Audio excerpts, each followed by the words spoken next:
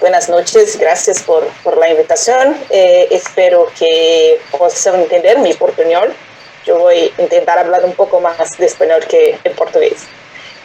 Entonces yo voy a hablar un poquito sobre cómo podemos mejorar nuestra técnica de cirugía laparoscópica en niñas. Yo no tengo conflicto de interés, pero que no estamos hablando de nada que es muy nuevo, porque la laparoscopía está presente desde antes de nacer. ¿Qué queremos cuando vamos a hablar de la cirugía laparoscópica, de la cirugía mínimamente invasiva? Que tenemos principios de acceso cirúrgico o acceso laparoscópico. O que vamos a querer que tenemos una buena disposición, mantener la función del órgano o no, de acuerdo con la cirugía que va a ser hecha. La cicatriz es muy importante, principalmente cuando estamos hablando de niñas, que cuanto menos cicatrices mejor. La lesión de tejidos es más pequeña, tenemos una reducción del sangrado, un dolor en una recuperación que es más pequeña, un postoperatorio más sencillo, y muchas veces podemos hacer con que las niñas y los pacientes como todo van para su casa más temprano. Por último, no menos importante, principalmente en Brasil, la parte estética, porque las niñas quieren ir para la playa, quieren tener sus cuerpos no con tantas cicatrices. Cuando estamos hablando de cirugía mínimamente invasiva, hoy podremos hasta hablar de la cirugía videoasistida, y que podemos hacer una parte por la cirugía videolaparoscópica y otra parte por la cirugía abierta, que puedes compartir en lo mismo tiempo. La videocirugía como todo, por ejemplo, cuando vamos a hacer la laparoscopia o una cirugía de quisto de ovario, una cirugía de vesícula biliar, son cosas que podemos hacer todo por la videocirugía. Y actualmente estamos empezando también con la cirugía robótica, que hablamos actualmente, pero que tenemos casi 20 años de cirugía robótica en el mundo. Tenemos varios tipos de personas que van a hacer la cirugía laparoscópica. Tenemos los principiantes que cuando yo empecé la cirugía general, no hacemos tanta la cirugía laparoscópica, hacemos más cuando terminábamos con el entrenamiento, pero que hoy tenemos los residentes que ya empiezan, y algunas universidades incluso ya lo tienen para los alumnos de medicina, también que empiezan algo de entrenamiento. Entonces, para las personas que van a empezar la laparoscopía, tenemos hoy un programa de entrenamiento. Gran parte de los servicios de cirugía ya empiezan con algo de entrenamiento, que tiene que tener algo como un contenido teórico, una práctica con supervisión, después una práctica sin supervisión, que es un alto aprendizaje de las cosas que fueron hechas en la parte teórica y en la supervisión, y las avaliaciones. Claro que tenemos también cursos que son hechos, por ejemplo, en Brasil, tenemos el CADE, en Argentina tenemos cursos de vídeo también para hacer un entrenamiento. Esos son para las personas que, en la práctica laparoscópica. Cuando vamos a empezar, esto fuera un artículo hecho para residentes de varias especialidades como ginecología, urología, cirugía general, que fuera hecha una parte teórica, después un entrenamiento práctico. Los residentes, 85 completó su capacitación, y fuera una cosa muy factible, que puede ser hecha entre 12 y 5 meses de entrenamiento durante el proceso de residencia. Lo artículo describe que lo importante cuando tenemos los simuladores junto al tratamiento de cirugía va a facilitar bastante el entrenamiento, porque va a hacer un intervalo o cuando tiene algo de tiempo para hacer su entrenamiento en cuanto está en su servicio.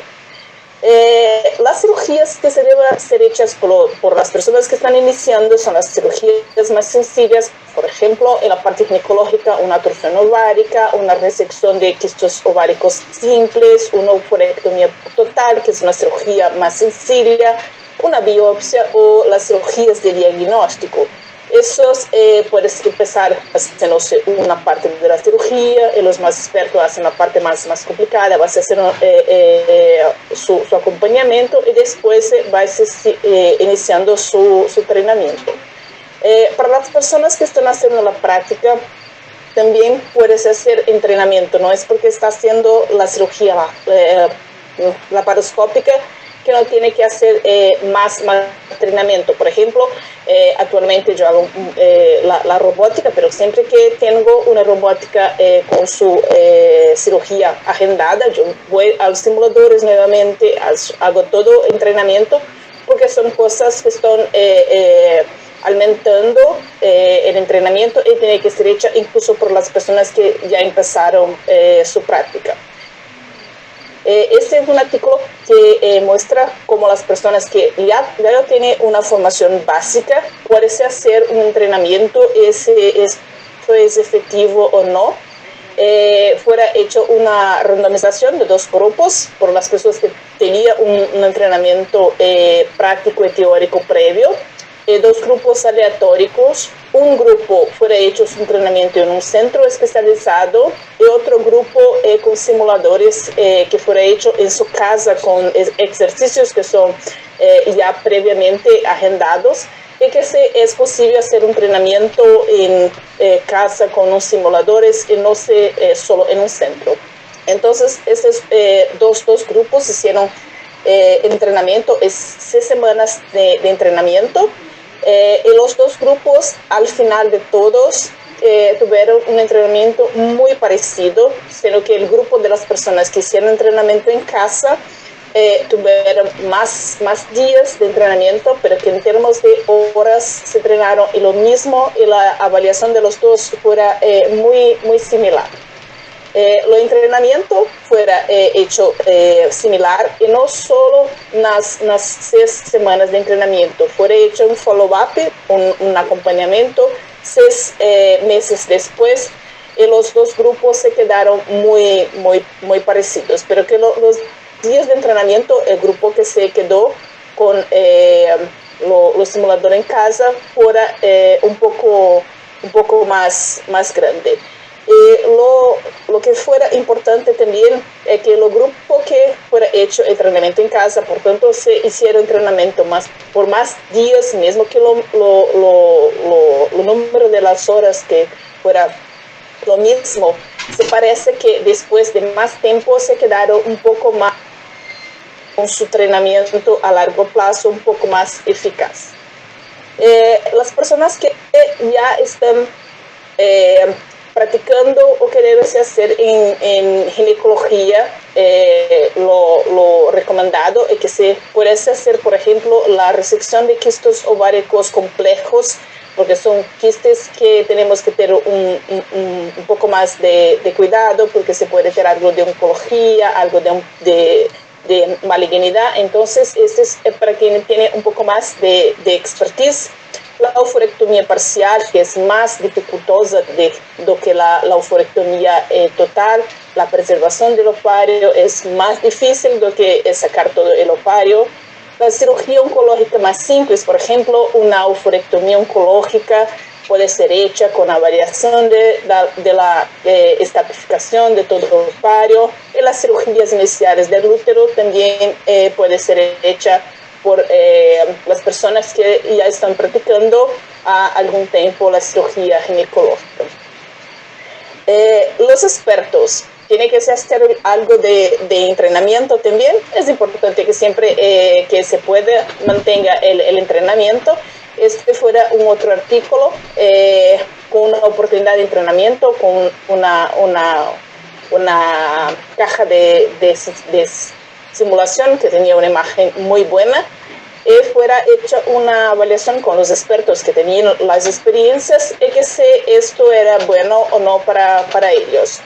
Entonces, para los expertos, claro que hacían las cirugías más grandes. Por ejemplo, esos eran cirujanos generales que hacían la cirugía de Whipple, la cirugía con anastomosis, con resección más amplias, con la complejidad un poco más grande.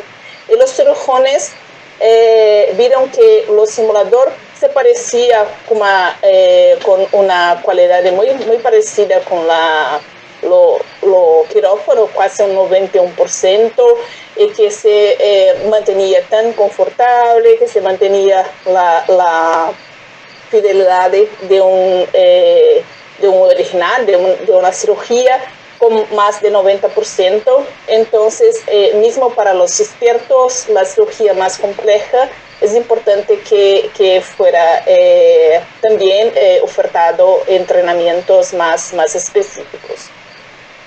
Para los expertos, claro que las cirugías más complejas, cuanto más compleja la cirugía, más experto tiene que ser. Que va a empezar el entrenamiento con cirugía laparoscópica, debe, claro, hacer en una niña más grande, en edad escolar, un adolescente. No se debe empezar con niños tan chicos que cuando hacemos con bebés, por ejemplo, en niñas muy pequeñas, tenemos un poco de dificultad. Los instrumentales, los movimientos tienen que ser muy pequeños. Entonces, cuando se es más experto, puede ser, por ejemplo, las cirugías en oncología, que tiene un detallamiento, que tiene todo el proceso que tiene que mantener, las malformaciones. En la secuencia tenemos la doctora María Marcela, que es una experta en esas áreas de malformaciones cloacas, los disturbios de las diferenciaciones sexuales, la investigación de las diferenciaciones sexuales, las confecciones de neovagina, que tiene que hacer una sutura, tiene que hacer disecciones intestinales. Entonces, son cirugías más grandes que deben ser hechas por personas que tienen un poco más de expertise.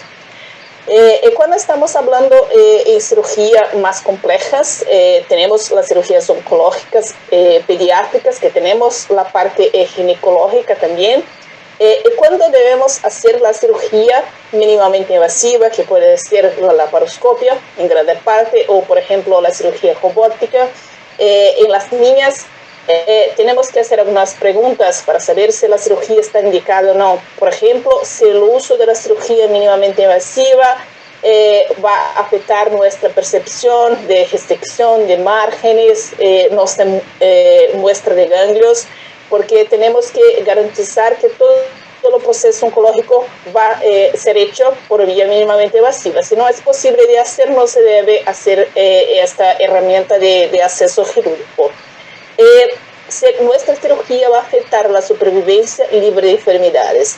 Se va a hacer una cirugía mínimamente invasiva, pero que no se puede asegurar que va a hacer la resección completa, que no va a hacer la rotura de la tumoración, no se debe hacer la cirugía mínimamente invasiva.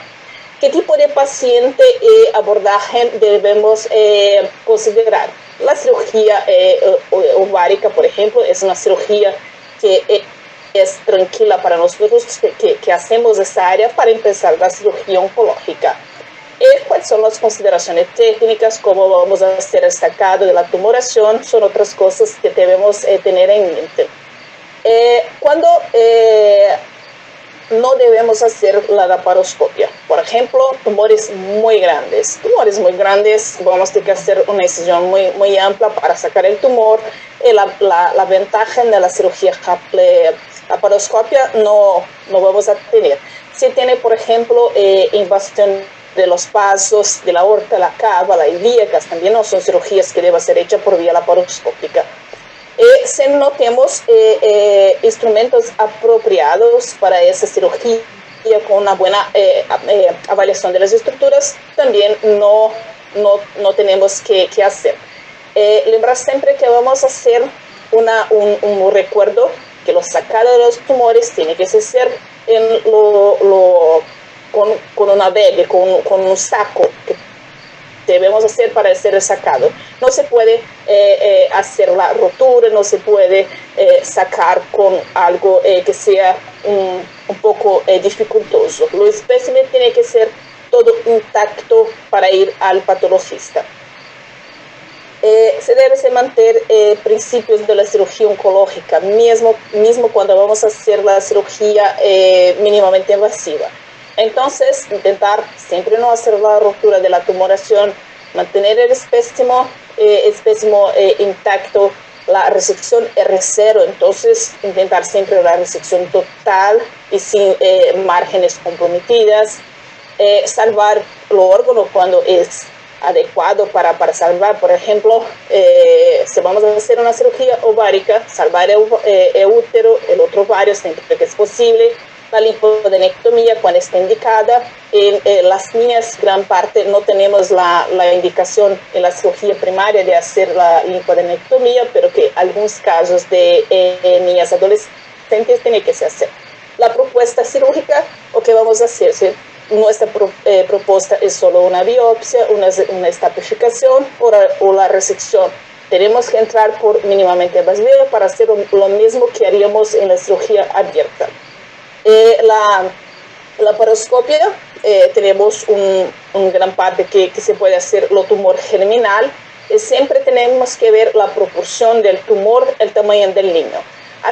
Algunos artículos hablan que tenemos que hacer, por ejemplo, tumores ováricos si tiene menos que 10 centímetros, pero que es una niña muy pequeña, por ejemplo, de 6 meses, un año, tal vez 10 centímetros, sea muy grande. Pero que si tenemos una adolescente, tal vez 12, 13, no sea tan grande. Entonces, en niños tenemos una dificultad de hacer el tamaño, porque los artículos se habla 5 centímetros, 10 centímetros, pero que no se habla el tamaño del niño que tiene que ser. Tenemos, por ejemplo, niños de 4 kilos, 5 kilos, y niñas que tienen 80 kilos, que son muy distintas. Entonces, el tamaño tiene que ser un poco más proporcional.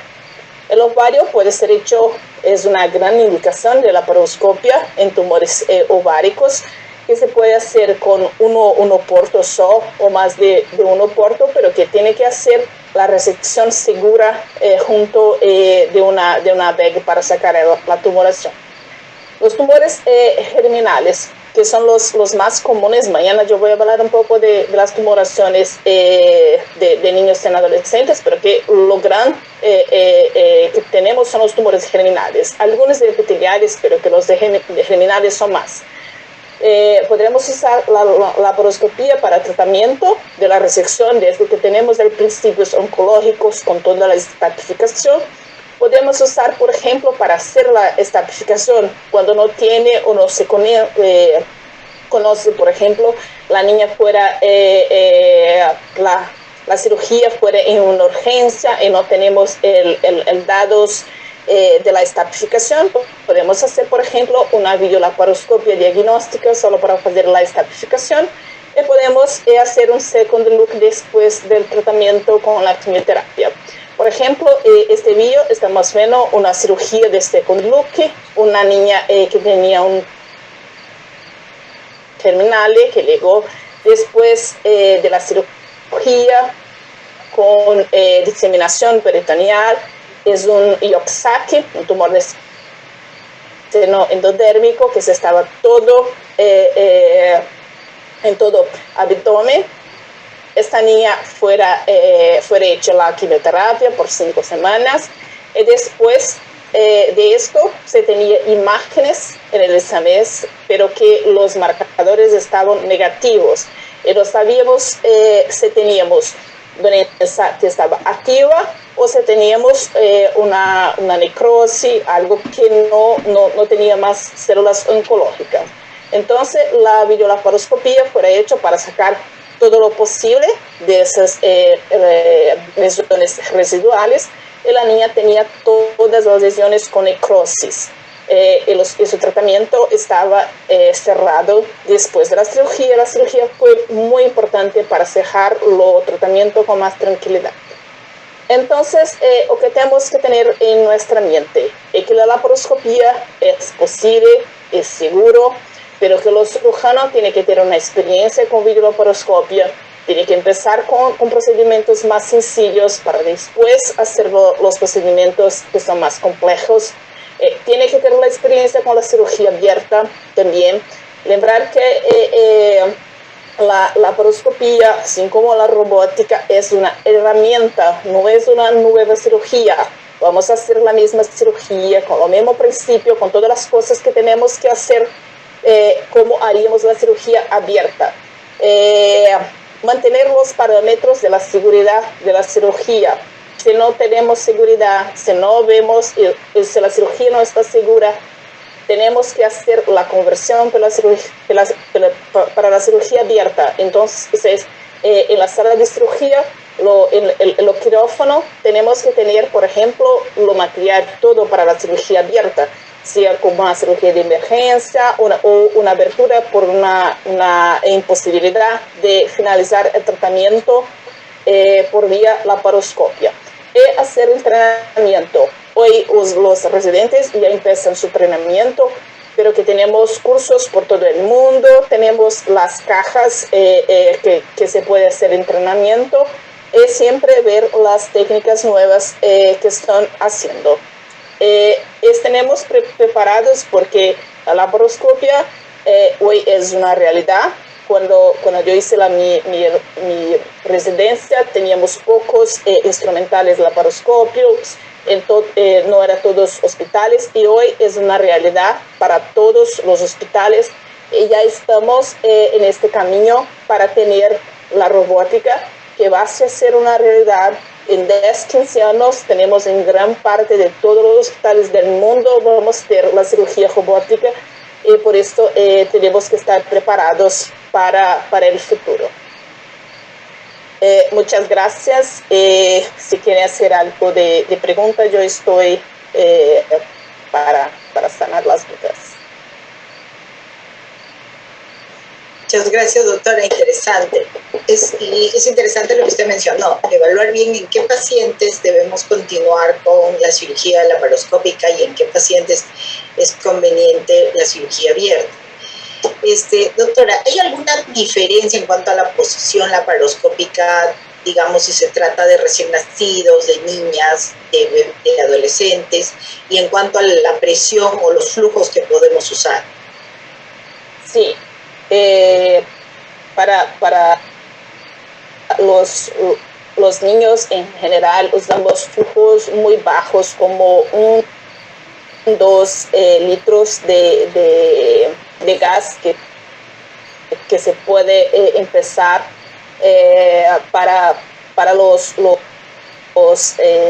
las niñas que son en edad escolar, más o menos usamos 4 litros por minuto. Y para las adolescentes que se pasa más de 50 kilogramos, se puede usar lo mismo que los adultos, como 7, 8 litros por minuto. Lo importante es siempre que vamos a empezar, porque las personas, los niños tienen una reacción que algunas veces son distintas.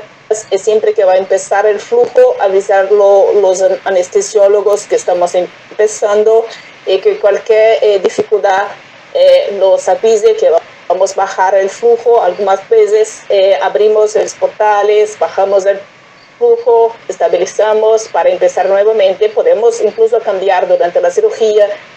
Si la niña siente mucho el flujo, podemos bajar, podemos alimentar. El anestesiólogo tiene que tener el contacto todo el tiempo con nosotros para cambiarnos si fuera necesario. Una cosa muy importante de hacer la laparoscopia es el posicionamiento. Si no hace el posicionamiento adecuado, puede hacer la cirugía, pero que, por ejemplo, va a hacer un poco más de dificultad. Entonces, muchas veces cambiamos la cama cirúrgica, vamos a hacer el Trendelenburg, vamos a hacer el proclive para adecuar la posición del órgano, por ejemplo, que estamos haciendo. Por ejemplo, cuando vamos a hacer la cirugía de riñones, por ejemplo, tenemos, si es derecho es una posición, si es izquierdo es otra posición. El posicionamiento es muy importante. Lo vidrio tiene que estar siempre en su diagonal. Entonces, no tiene que cambiar su cuello para ver la pantalla. Tiene que siempre estar en la frente de los cirujanos principal.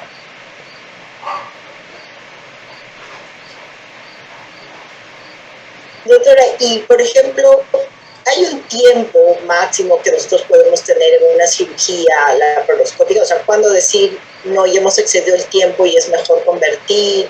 ¿O es una cirugía muy larga? No hay tiempo máximo. Es claro que cuando estamos empezando tenemos un tiempo más largo. Yo ya tuve cirugía que fuera 8 horas, 9 horas. Los niños se quedó muy bien. Yo demoré 2-3 días para mejorar.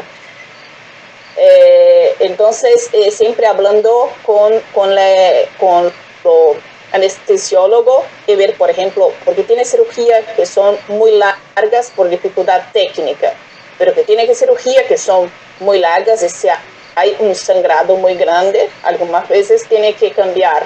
Entonces, si está estable, el anestesiólogo está tranquilo, no hay un sangrado muy grande, no hay tiempo. Puedes hacer incluso cirugía de 6 horas, 8 horas, puede ocurrir.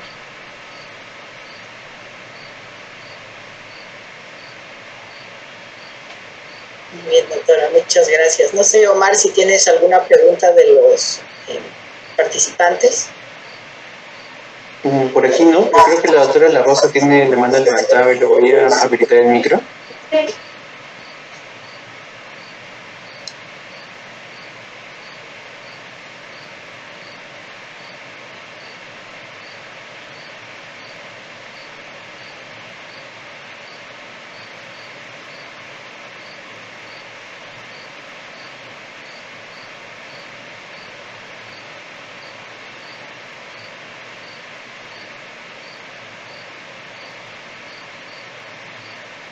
No, creo que ha sido una falsa alarma. Realmente es un tema muy, muy interesante. Hay tanto que ver y si es difícil hacer laparoscopías muchas veces en mujeres adultas, es mucho más dependiendo de la edad, ¿no? Y de la complejidad. Más pequeño, menos espacio. Y como se dice, los movimientos tienen que ser mucho más finos porque nos podemos encontrar con alguna estructura. Si dejamos de mirar un momento el monitor, podemos tener alguna lesión un poco más severa.